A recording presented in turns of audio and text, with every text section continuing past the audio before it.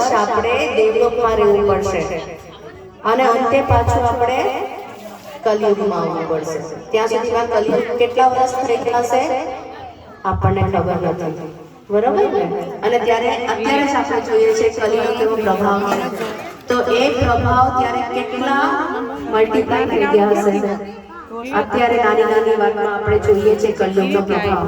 તો જ્યારે આપણે સ્વર્ગવાસી થઈને પાછા આવશું ત્યારે ધરતીની શું હાલત હશે, ત્યારે શું થશે? એટલે આપણે રાહ જોવાની નહીં. આપણે શું કરવાનું છે? એકમાત્ર ધ્યેય છે. એ ધ્યેય ઉપર પહોંચવા માટે જે બી વસ્તુની જરૂર છે તે આપણે કરીશું. આપણું આ શરીર છે એને સાચવવા માટે, એને ચલાવવા માટે, આ યંત્રને ચલાવવા માટે જે બી જરૂરી છે તે કરશું. પણ ધ્યેય શું છે? ભગવાન પાસે.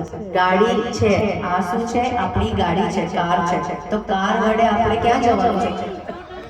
ગાડીને આપણે લઈએ છીએ તો ક્યાંય જવા માટે તો લઈએ છીએ ને.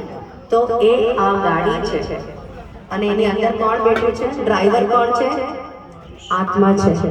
તો આત્મા જશે, શરીર અહીંયા છૂટી જશે, બરાબર? એટલે તમે ગમે તેટલા બ્યુટી પાર્લરમાં જાઓ, ગમે તેટલા મોંઘા મોંઘા કપડાં પહેરો, કેટલું બધું તમે પ્રાણાયામ કરો, વ્યાયામ કરો, જે બી તમે શરીરને કરશો એ અંતે શું થવાનું છે?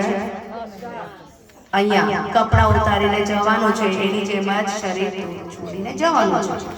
તો આપણે ક્યાં જવાનું છે એ આપણું ધ્યેય આપણે યાદ રાખવાનું છે. અને મારી ફરી બધાને વિનંતી એ છે કે આપણું જીવન કેટલું છે આપણને નથી ખબર, તેથી એની ઉપર થોડે ત્યાં જવાની ટિકિટ બુક કરવાની છે, બરાબર? ભલે આપણે 1 વર્ષે નહીં, 2 વર્ષે નહીં, 30 વર્ષે નહીં, 40 વર્ષે નહીં, પણ જવાનું તો છે જ ને, છે ને? તો આપણે ઓપન ટિકિટ લઈ રાખીએ તો સારું કે નહીં? આપણે ઓપન ટિકિટ લેવાય કે નહીં? હા, અત્યારે લેશું તો સસ્તામાં થઈ જશે, મોડું કરશું તો મોંઘું પડશે, બરોબર? ટિકિટ ઓપન ટિકિટ અત્યારે કરાવી લો સસ્તામાં. અને ટિકિટ બુક કરાવવા માટે આપણે ઓનલાઈન કરી નાખો. હરે કૃષ્ણ